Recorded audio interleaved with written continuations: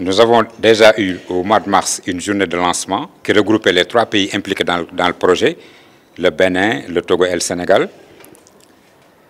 Mais dans le cadre de ces journées de concertation, l'ensemble des acteurs de l'énergie ont été conviés.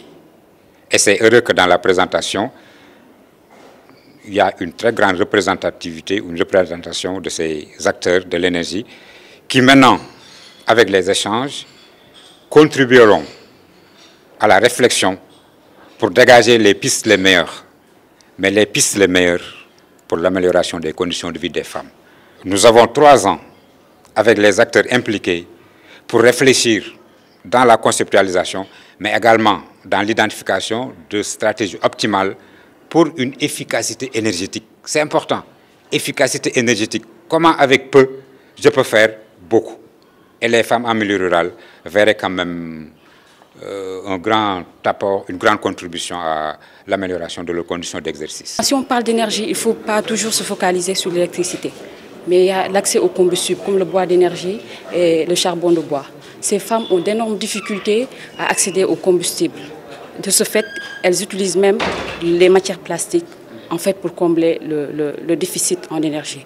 Et ça affecte au-delà de leur santé, l'environnement. Donc il y a une dimension environnementale, une dimension sociale, économique. L'objet de la rencontre, comme nous l'avons dit tout à l'heure, c'est de réfléchir sur l'efficacité énergétique, mais ciblée.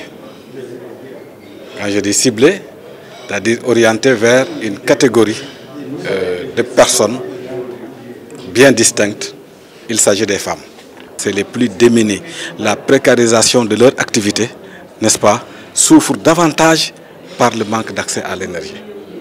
Et je dois dire que ce projet est d'une importance capitale puisque ce n'est pas uniquement un projet sénégalais.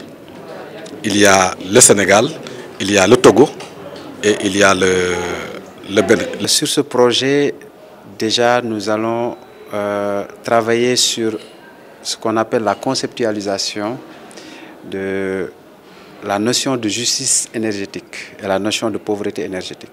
Quand on parle de pauvreté énergétique ou de justice énergétique, quels sont les indicateurs dans notre milieu, à nous ici au Sénégal, qui permettent de caractériser cette notion. Donc on va devoir le conceptualiser. À terme, nous voulons arriver à pouvoir développer, comme il a dit mon collègue, des voies et moyens, c'est-à-dire des stratégies qui permettraient à nos politiques de mieux trouver des solutions aux problèmes d'accès à l'énergie, surtout pour les femmes. Parce que quand on parle du milieu rural, quand on parle des femmes, souvent c'est des activités autour de la transformation, ça peut être autour de l'agriculture, ça peut être à tous les niveaux d'activités qui pourraient générer des revenus.